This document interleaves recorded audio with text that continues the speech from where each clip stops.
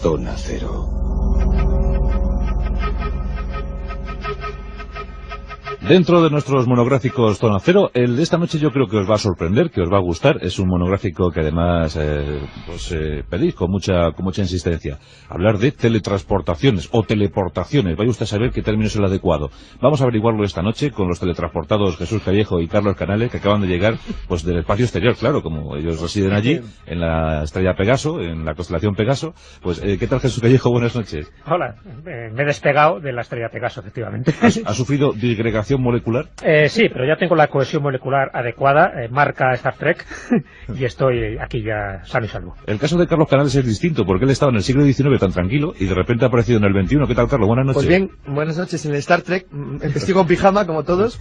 Aquí estoy.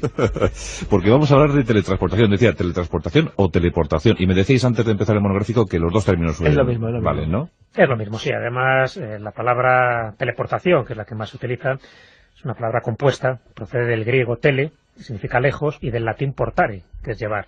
Por lo tanto, las dos cosas, las dos acepciones son correctas para designar un mismo fenómeno, un fenómeno insólito, sorprendente, sobrenatural, a pesar de que se intenta dar explicaciones científicas. Estamos hablando de los teleportados, que implica la desaparición súbita de un lugar, de personas u objetos, de las dos cosas, o incluso las dos cosas a la vez, tanto las personas como los objetos, y aparecen en otro.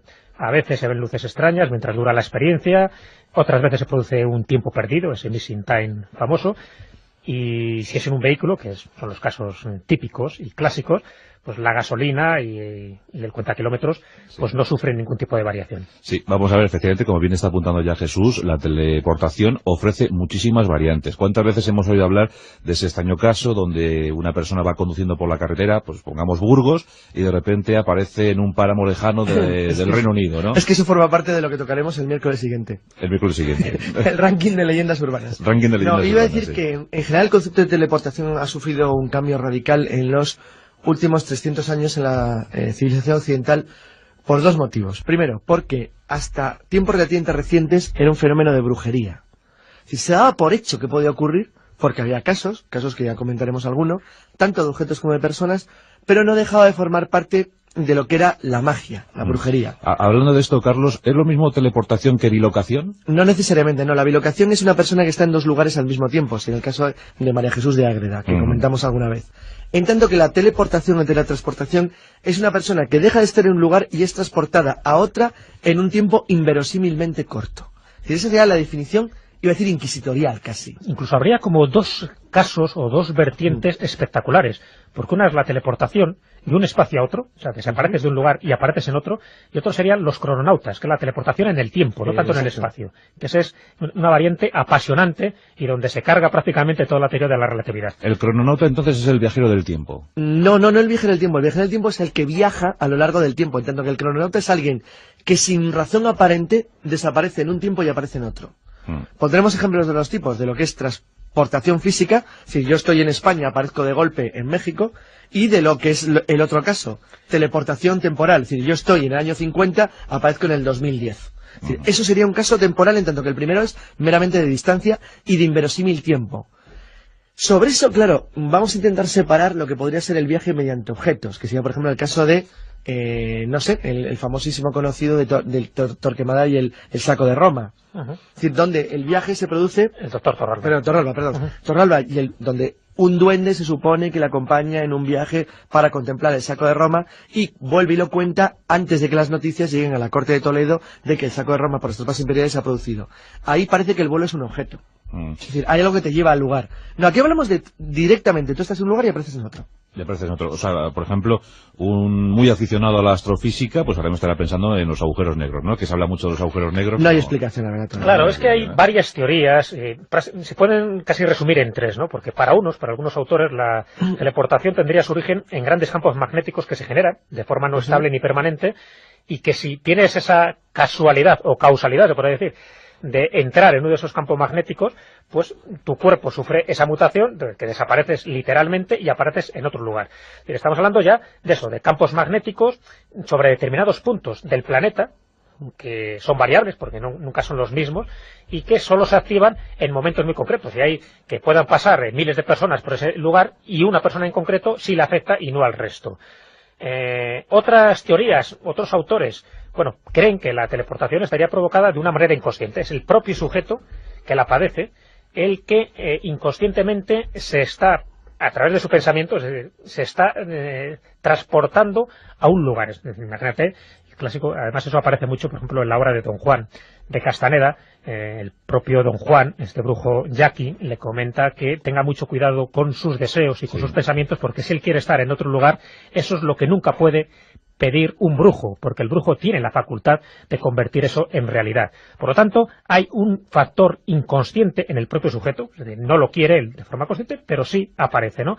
Y eso, los que defienden esta hipótesis aducen que el fenómeno podría producirse por la timidez del individuo, o sea, la cual le causaría un rechazo irracional a determinadas situaciones o encuentros no deseados por él, lo que podría dar lugar a una desmaterialización de esa persona para materializarse momentos después en un lugar más o menos alejado de aquel que se rechazaba.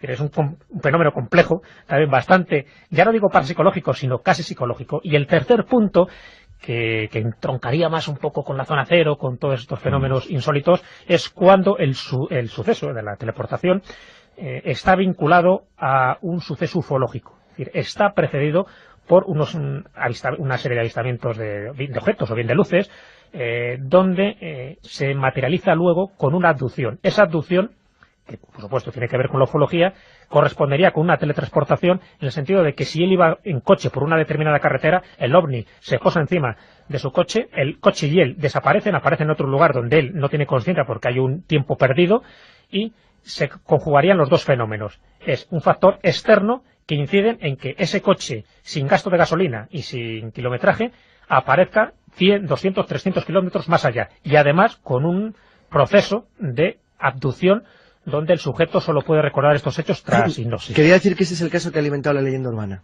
Es decir, forma parte del tercero, porque es la única.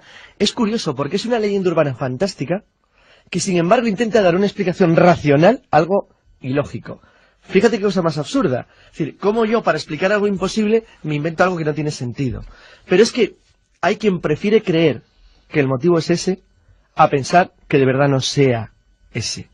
Fíjate que parte de algo aparentemente irracional y absurdo, como que yo le doy una explicación imposible para justificar algo que si no le doy una explicación imposible es todavía peor.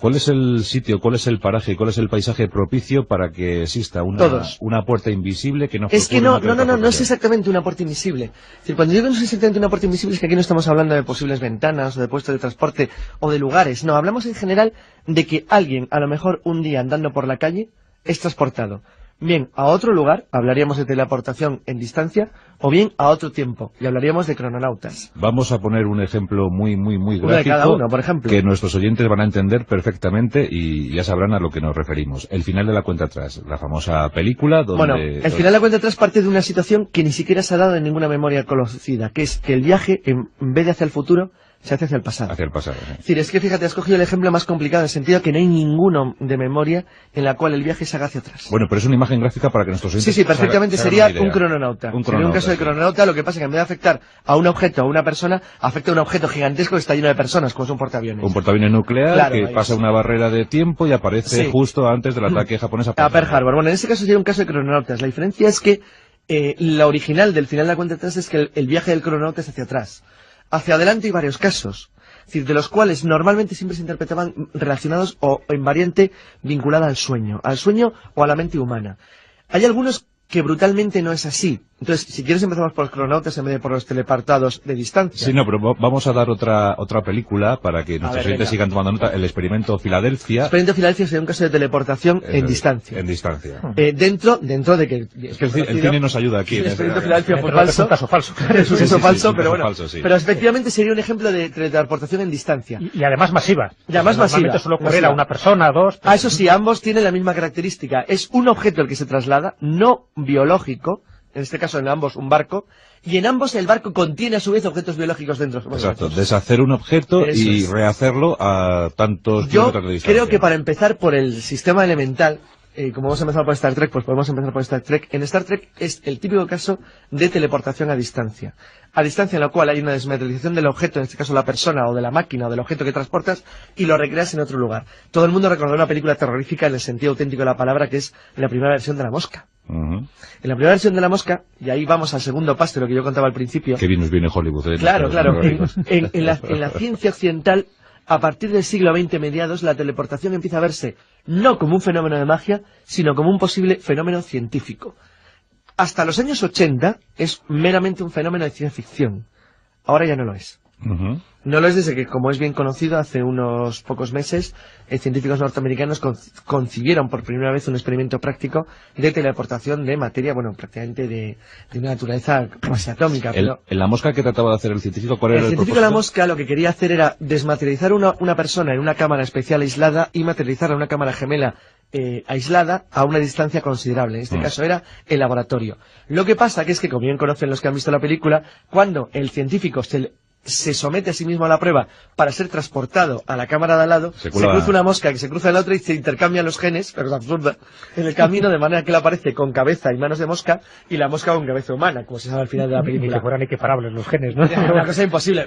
Un fallo de bulto de genética, pero tampoco tiene importancia. Absolutamente por el famosísimo final que tiene de la araña, que no lo voy a contar por si alguien no lo ha visto, porque es una gran maravilla. Una gran maravilla de película. Es una película hecha con cartón piedra, como se dice, y con 4 duros, y que sin embargo es terrorífica en el concepto. Todo el mundo sabe que lo que cuenta es absurdo, y sin embargo es una película que asusta, porque pone a la persona ante un hecho imposible. Que el hecho imposible, pero aterradoramente próximo, y es que, aunque la película no lo parece, hay un trasfondo que está muy relacionado con el fenómeno de la teleportación. Es que si la teleportación es en el tiempo no existe. Y si la teleportación es en la distancia, lo que no existe es el alma. Bueno, pues hasta ahora hemos ofrecido ejemplos hollywoodienses, ¿eh? Hemos hablado del final de la cuenta atrás, hemos hablado del experimento Filadelfia. Juan, fíjate lo último que he dicho, ¿eh? Si es en la distancia, lo que no hay es el alma. Sí.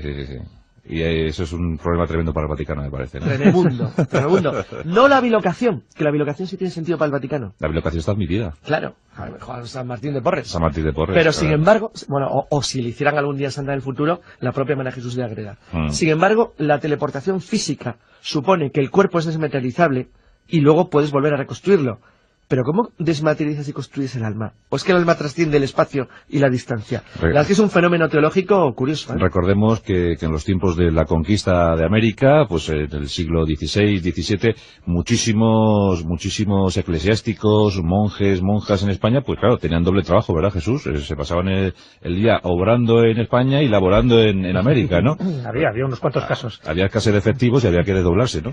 Sí, hay varios. El más conocido es María Jesús de Ágreda, ¿no? Que ahí estuvo evangelizando a los indios jumanos de Nuevo México sin salir de su convento de Ágreda, en Soria, algo espectacular, y que en un principio, hasta que se determinó que realmente era esta monja soriana, se pensaba que era María Luisa de Carrión, una monja también que se bilocaba y que tenía pues estos trances donde su cuerpo se encontraba en dos lugares a la vez, y lo que es sorprendente en el caso de Sor María Jesús de Ágreda. Normalmente en las bilocaciones, en un sitio está el cuerpo físico y en otro está una especie de doble astral, una especie de espíritu, de imagen incorpórea y que no tiene solidez. Y por supuesto la que tiene solidez es la que se queda dentro de la celda del convento. En el caso de Sor María Jesús de Ágreda, si es verdad los datos que nos han llegado, ella entregaba rosarios, entregaba crucifijos, entregaba objetos sólidos, por lo tanto tenía que tener también una cierta corporeidad, algo que es insólito también dentro del mundo de la bilocación. Pero sí, es verdad que tenía un doble trabajo, porque cuando llegan los españoles se dan cuenta de que ya estos seres blancos y barbudos habían estado anteriormente, no los describen como monjes, pero sí algún tipo de persona muy similar a los conquistadores que les estuvo enseñando por los símbolos sagrados de lo que era el cristianismo, que era la cruz y otro tipo de cosas, cuando se sabe que no hubo anteriormente monjes. ¿Qué pasó? Pues posiblemente este tipo de binomio espacio-tiempo se rompa en algunas circunstancias, alguien pueda traspasar estas puertas, vamos a llamarlas dimensionales, o zonas ventana, y ahí es cuando se producen estos intercambios culturales, religiosos y sociológicos. Bueno, Carlos, yo creo que ha llegado el momento de dar un ejemplo de crononauta, ¿no? Pues venga, yo empiezo con crononautas y a Jesús le dejamos la teleportación para que esté más cercano. A él siempre le gustó más la teleportación. Siempre. Bueno, venga, yo voy a contar el caso de Rudolf Fenn, Mi última tesis por eso. que es el más conocido. Verano del 51, en Nueva York, Rudolf Fenn va andando por la calle. Verano de 1951. La gente va andando por la calle, 11:30 de la noche, Quinta Avenida, sitio muy céntrico, hace calor. Como hace calor, verano neoyorquino, habitualmente todo el mundo pasea, de repente algo ocurre en una esquina de una calle. Hay un accidente. Un coche, desgraciadamente, acaba de atropellar a un peatón. Rápidamente la policía y los transeúntes se acercan a ayudar a la persona que acaba de ser atropellada. Y descubren, bueno, pues que hay una persona efectivamente bastante joven, en apariencia unos 42 años, que está tumbada en el asfalto. Le recogen y le llevan a un hospital. La persona fallece por el camino. Obviamente, el hospital, ante la falta de elementos identificativos dentro de la ropa, bueno, no hay carnet de identidad, pero carnet de conducir, algún elemento que pudiera orientarle sobre quién está allí muerto, pues no encuentran ningún dato y un periodista de sucesos de Nueva York recoge la crónica en un periódico, en un diario de gran tirada. Sí, pero cuenta cómo fueron los momentos previos al atropello. Bueno, los momentos previos al atropello es que simplemente hay un alboroto porque de repente alguien ha notado que un coche acaba de golpear a una persona. La persona que iba como aturdida por la calle, como aturdida, como perdida, como si no encontrara nada. La policía, bueno, le voy a contar ahora, cuando la policía inicia la investigación, el Departamento de Personas Desaparecidas del Estado, porque es estatal, no corresponde a la ciudad, sino al Estado de Nueva York, que tiene centro en Albany, que es la capital del Estado, en Nueva York, inicia una investigación sobre quién ha muerto. Eso es una investigación rutinaria que en principio no le da mayor importancia. El policía encargado de la investigación interroga a media docena de testigos que todos afirman que quien ha sufrido el accidente iba totalmente desorientado, aturdido, y que ellos creían que salía de un cine. O la mayor parte, porque había un cine justo enfrente donde se había producido el accidente. Y que iba como disfrazado, ¿no? Claro, ninguno coincide. Sí, bueno, les parece... No, pero eso es un análisis después. Sí. A la policía le parece muy curioso que hay algo en las ropas del individuo, en todo lo que parece ordenar el asunto, que no encaja. Él va vestido con traje de tweed, lleva una ropa con chaleco, de un aspecto y corte bastante antiguo. Y entonces el policía encargado de la investigación inicia, bueno, pues una serie de trabajos acerca de quién ha podido, bueno, el policía se llama Hubert Ring, entonces era un oficial del Departamento de Desaparecidos del Estado de Nueva York, que inicia una especie de investigación para saber, bueno, de manera rutinaria, quiénes son los familiares de la persona muerta. Lo único que saben es que la persona tenía varias monedas de $1 y una carta. La carta iba dirigida hacia el remite, aparecía quién era él, puesto que era quien dirigía el remite, bueno, quien escribía el remite de la carta. El remite de la carta iba a nombre de un tal Rudolf Fenz. Eso hace que el policía, dado que se trata de un apellido alemán, y dado que no encuentra aparente ningún dato, investigue entre los emigrantes recibidos después de la Guerra Mundial, estamos en el año 50. Eso y el año de la carta. El año, claro, el año carta es que está sellada, en 1876. Empieza una investigación por la cual él busca entre los inmigrantes de Austria, Alemania, de los países de Centro Europa que puedan tener el apellido alemán, para intentar averiguar quién puede ser pariente de Rudolf Fenz.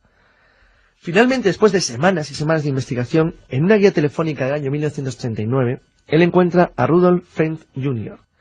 Bueno, la posibilidad de que se trata de un misterioso familiar del fallecido hace que él vaya a investigar quién era el tal Rudolf Fenz Jr. Y a quien investiga es a su viuda, bueno, a quien conoce.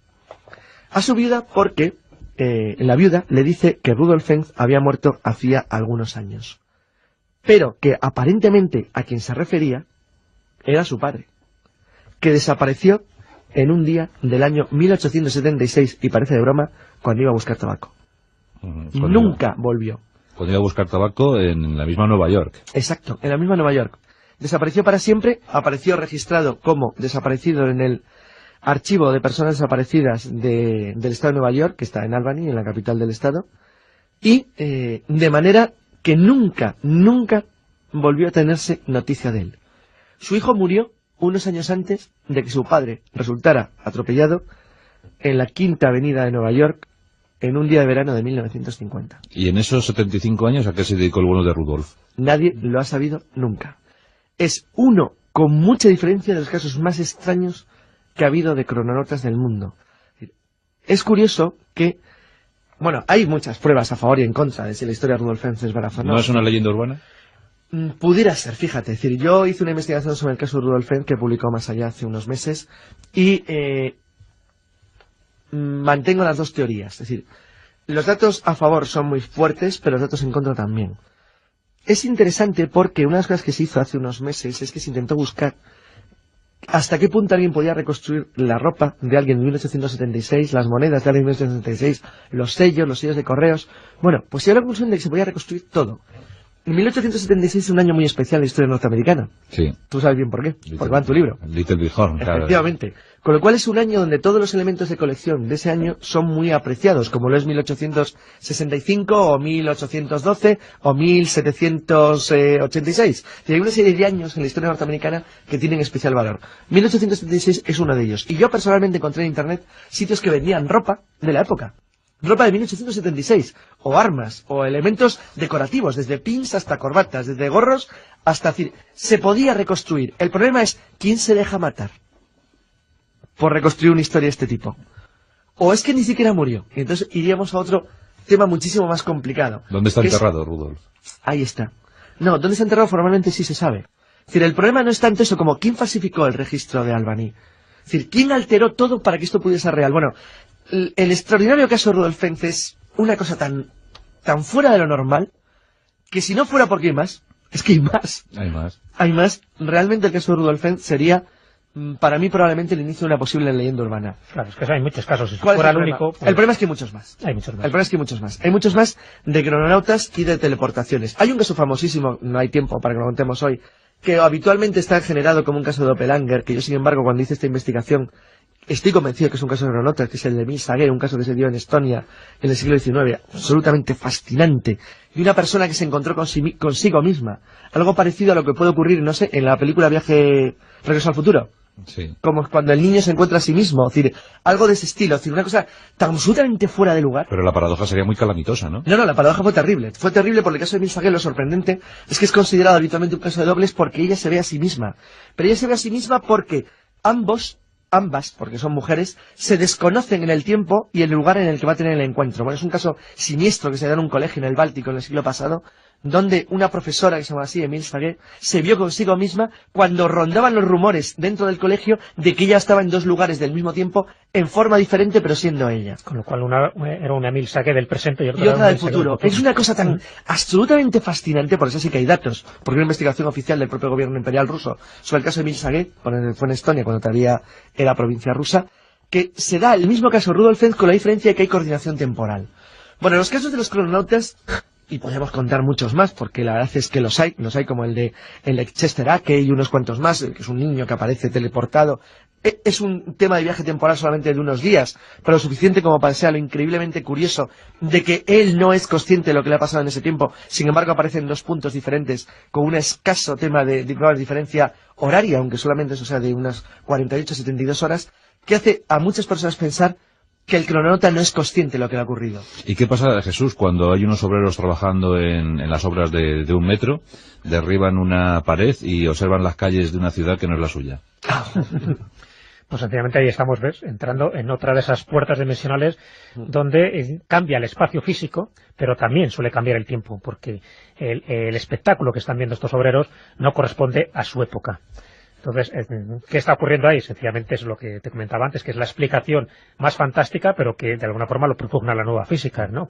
Que son estos cambios de dimensiones. Hay un caso muy curioso en Francia del siglo XVIII, ¿te acuerdas? Hay varios interesantísimos desde mi punto de vista, porque antiguamente, por lo menos en la Edad Media, todos estos fenómenos se asociaban a la brujería y a pactos con el diablo. No se podía pensar que esto pudiera ocurrir sin el consentimiento del diablo, que era el único que podía ser capaz de producir estas traslaciones y estas visiones, en definitiva, tan fuera de lo común, tan fuera de lo normal. A ver, danos un caso de teleportación de los buenos. De los buenos, pues en fin, hay tantos, pero mira, voy a contar un poco lo que sería el caso clásico y además refiriéndome a un caso español.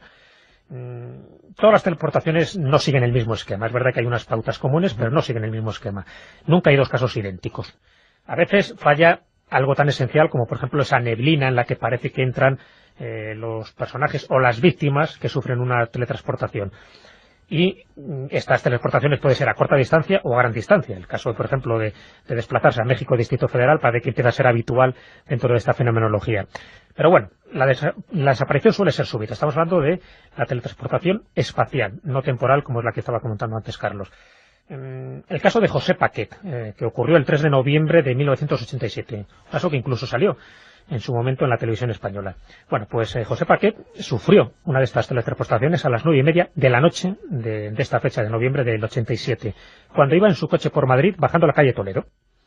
empieza a encender un cigarrillo, además al revés, en ese momento estaba distraído, estaba conduciendo, lo enciende al revés y justo en el momento que pretendía coger la M30 por la plaza del Marqués de Vadillo. Bueno, al darse cuenta que está encendiendo el cigarro al revés, corta la boquilla y vuelve a encender de nuevo el cigarro. Bueno, pues después de dar un par de caladas, según su testimonio, se cerciora que estaba en la calle Arturo Soria a la altura de la piscina Estela, es decir, a varios kilómetros de distancia, y él no era consciente de cómo pudo haber recorrido esa distancia. Este sería el caso típico, es decir, alguien que va, en este caso en coche, que aparece súbitamente en otro lugar. No ha habido cambio de tiempo, es decir, para él ha sido cuestión de segundos, o menos todavía que de segundos. Otro caso, también español, que ocurrió en 1996, en concreto el 15 de marzo de 1996. Un lugar que los sucesos es en el túnel de Lorca y que acaba en Alcantarilla. Es un caso de una mujer, de Agustina Morales, que al llegar al final del túnel, que está en la autovía del Mediterráneo, justo cuando está pasando por Lorca, pues en ese momento pasa el túnel y escucha una explosión a su derecha.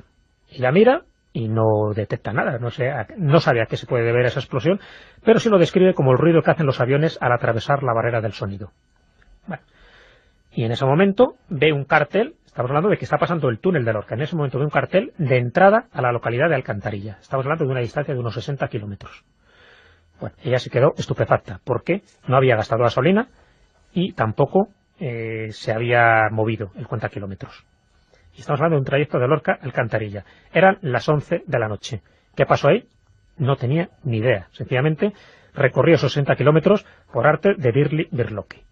Es decir, estos son los casos típicos. Después puede haber pautas comunes donde pueden cambiar los detalles, ¿no? Lo de la niebla, en este caso, como ves, no hay niebla, pero sí hay un ruido. Más un ruido que muchos de los testigos lo identifican como un zumbido de abejas. Es algo muy llamativo porque eso yo me lo he encontrado cuando investigas los que son apariciones marianas o apariciones de entidades sobrenaturales en general. Previamente a esa aparición, además de que puede existir un pequeño ruido, un pequeño destello de luz, ese zumbido característico de abejas, como de abejas, que se parece también como al zumbido que hacen las radiaciones de microondas, pues es muy llamativo porque es como si fuera el clic, ¿sabes? Que conecta un poco una dimensión con otra. Lo que hemos hablado algunas veces de las psicofonías, para que esas entidades puedan manifestarse, por lo menos de forma audible en nuestro mundo, que hay esa especie de clic, ¿no?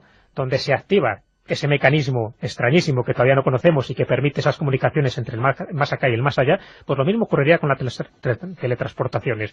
Y todo lo demás ya son variantes sobre el mismo fenómeno. Ocurre de tal manera que el testigo no es consciente de ellos, que es diferente de cuando se produce realmente una abducción del testigo, donde sí hay un tiempo perdido, y ese tiempo perdido se puede reconstruir. Él no es consciente, pero sí que ha pasado pues 2 horas, 3 horas, de las que no es consciente. En las teletransportaciones no hay ese tiempo perdido. Claro, es que he escuchado casos, sobre todo en la época de turno de noches, además casos del norte, en Santander, en Burgos, en Vitoria, y decían siempre lo mismo: ¿cómo es posible que haya podido recorrer 50, 60, 70 kilómetros en unos segundos, en un minuto, ¿no? Pues ahí lo tienes. Fíjate que solo en España pues hemos recogido más de 20 casos. Sí, hay muchos más, pero más de 20 casos y en distintas localidades. En Gran Canaria, por ejemplo, en Las Palmas, a la altura del desvío de la Garita, en junio de 1990 apareció uno de estos casos, ¿no? Donde en la caldera desaparece ahí en Las Palmas y aparece en la caldera de los Marteles a unos 30 kilómetros de distancia. En la carretera N340 entre Tarragona y Valencia, lo mismo, a la altura de la central nuclear de Vandellós, ocurrió una teletransportación de 30 kilómetros de distancia de una forma súbita. Entre Úbeda y Jaén, en el desvío de Bejigar, en noviembre de 1978, algo similar. Y así continuamente. Un caso incluso célebre, también que existe en España, que es el de Penedés, en Tarragona, pues en el invierno de 1985, de Torredembarra a Torrelavit, Roser Castelví, que es la que sufrió este fenómeno de teleportación, pues bueno, se desmaterializó, como ya decía, con una distancia que recorrió de 2 kilómetros sin ser ella consciente. Y ese mismo fenómeno le volvió a ocurrir en noviembre del 89. Ya digo que el primero le ocurrió en el invierno de 1985.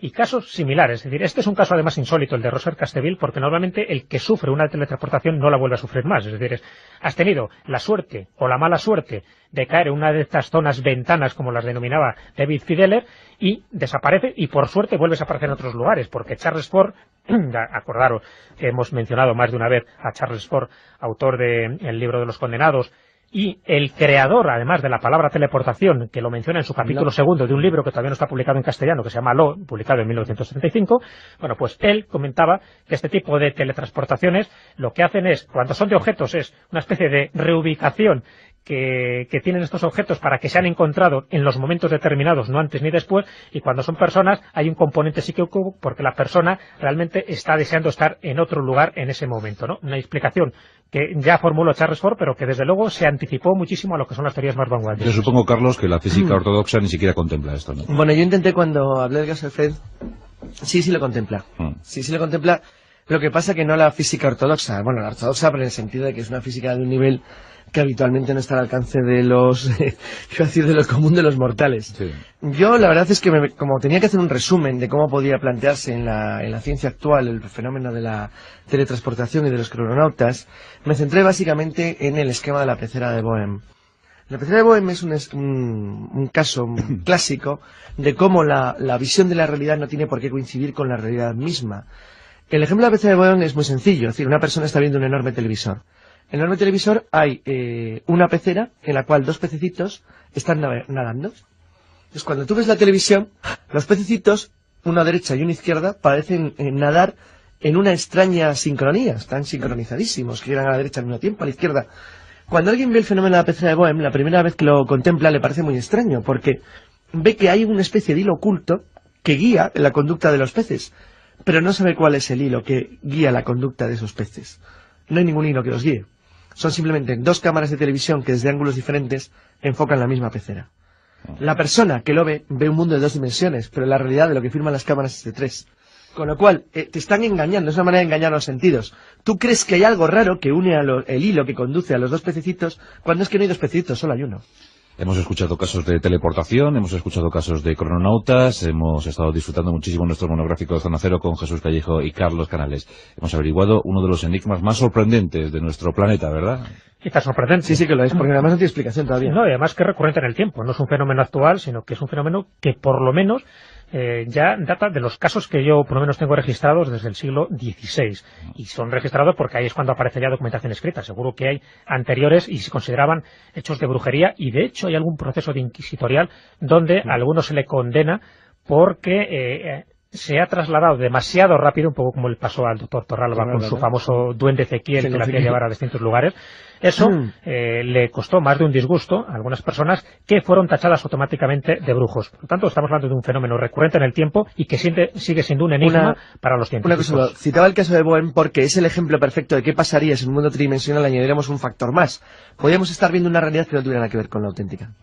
Pues tened cuidado, queridos oyentes, por si acaso esta noche a salir del trabajo o mañana a ir a la universidad o a trabajar, pues de repente llegáis a esa universidad en un minuto, y a lo mejor hay 30 kilómetros de distancia. O no llegáis nunca y aparecéis en otro sitio. No seas cruel, Toma Carlos. ya. No seas cruel. Anda, disgrégate. Hombre, no te tienen por qué atropellar como a Fed, pobrecillo. Disgrégate y aparece en Pozuelo, anda. ¿Con pijama o sin pijama? Sin pijama, sin pijama. Tú siempre tan full Monty. No, porque llevan pijama, no está todavía explicado, es un fenómeno paranormal. Carlos Canales, Jesús Callejo, teletransportaciones, crononautas, hoy en nuestros monográficos Zona Cero. Gracias, chicos. De nada. Hasta luego. Y aparecen en otro. A veces se ven luces extrañas mientras dura la experiencia, otras veces se produce un tiempo perdido, ese missing time famoso, y si es en un vehículo, que son los casos típicos y clásicos, pues la gasolina y el cuentakilómetros pues no sufren ningún tipo de variación. Sí, vamos a ver, efectivamente, como bien está apuntando ya Jesús, la teleportación ofrece muchísimas variantes. ¿Cuántas veces hemos oído hablar de ese extraño caso donde una persona va conduciendo por la carretera, pues pongamos Burgos, y de repente aparece en un páramo lejano del Reino Unido, ¿no? Es que eso forma parte de lo que tocaremos el miércoles siguiente. El miércoles siguiente. El ranking de leyendas urbanas. Ranking de leyendas urbanas. Iba a decir sí. que en general el concepto de teleportación ha sufrido un cambio radical en los últimos 300 años en la civilización occidental por dos motivos. Primero, porque hasta 19 tan tranquilo y de repente ha aparecido en el 21. ¿Qué tal, Carlos? Buenas noches. Pues bien, buenas noches. En el Star Trek, estoy con pijama como todos. Aquí estoy. Porque vamos a hablar de teletransportación. Decía teletransportación o teleportación. Y me decíais antes de empezar el monográfico que los dos términos es lo mismo, vale, ¿no? Es lo mismo, sí. Además, la palabra teleportación, que es la que más se utiliza, es una palabra compuesta, procede del griego tele, que significa lejos, y del latín portare, que es llevar. Por lo tanto, las dos cosas, las dos acepciones son correctas para designar un mismo fenómeno, un fenómeno insólito, sorprendente, sobrenatural, a pesar de que se intenta dar explicaciones científicas. Estamos hablando de los teleportados, que implica la desaparición súbita de un lugar, de personas u objetos, que de las dos cosas, o incluso las dos cosas a la vez, tanto las personas como los objetos, apasionante, y donde se carga prácticamente toda la teoría de la relatividad. El crononauta entonces es el viajero del tiempo. No el viajero del tiempo. El viajero del tiempo es el que viaja a lo largo del tiempo, en tanto que el crononauta es alguien que sin razón aparente desaparece en un tiempo y aparece en otro. Pondremos ejemplos de los tipos, de lo que es transportación física, si yo estoy en España, aparezco de golpe en México, y de lo que es el otro caso, teleportación temporal, si yo estoy en el año 50, aparezco en el 2010. Es decir, eso sería un caso temporal, en tanto que el primero es meramente de distancia y de inverosímil tiempo. Sobre eso, claro, vamos a intentar separar lo que podría ser el viaje mediante objetos, que sería, por ejemplo, el caso de, no sé, el famosísimo conocido del Torquemada y el saco de Roma. Es decir, donde el viaje se produce... El doctor Torralba. Torralba, y donde tiempos relativamente recientes era un fenómeno de brujería.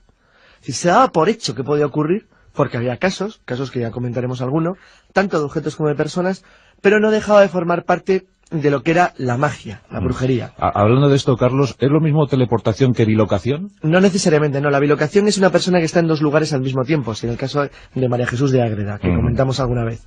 En tanto que la teleportación o teletransportación es una persona que deja de estar en un lugar y es transportada a otra en un tiempo inverosímilmente corto. Es decir, esa sería la definición, iba a decir inquisitorial casi. Incluso habría como dos casos o dos vertientes espectaculares, porque una es la teleportación de un espacio a otro, o sea, desapareces de un lugar y apareces en otro, y otro serían los crononautas, que es la teleportación en el tiempo, no tanto en el espacio, que esa es una variante a... La zona cero. Dentro de nuestros monográficos Zona Cero, el de esta noche yo creo que os va a sorprender, que os va a gustar. Es un monográfico que además pedís con mucha insistencia. Hablar de teletransportaciones o teleportaciones. Vaya usted a saber qué término es el adecuado. Vamos a averiguarlo esta noche con los teletransportados Jesús Callejo y Carlos Canales, que acaban de llegar pues del espacio exterior, claro, como ellos residen allí, en la estrella Pegaso, en la constelación Pegaso. Pues, ¿qué tal, Jesús Callejo? Buenas noches. Hola, me he despegado de la estrella Pegaso, efectivamente. ¿Ha sufrido disgregación molecular? Sí, pero ya tengo la cohesión molecular adecuada, marca Star Trek, y estoy aquí ya sano y salvo. El caso de Carlos Canales es distinto, porque él estaba en el siglo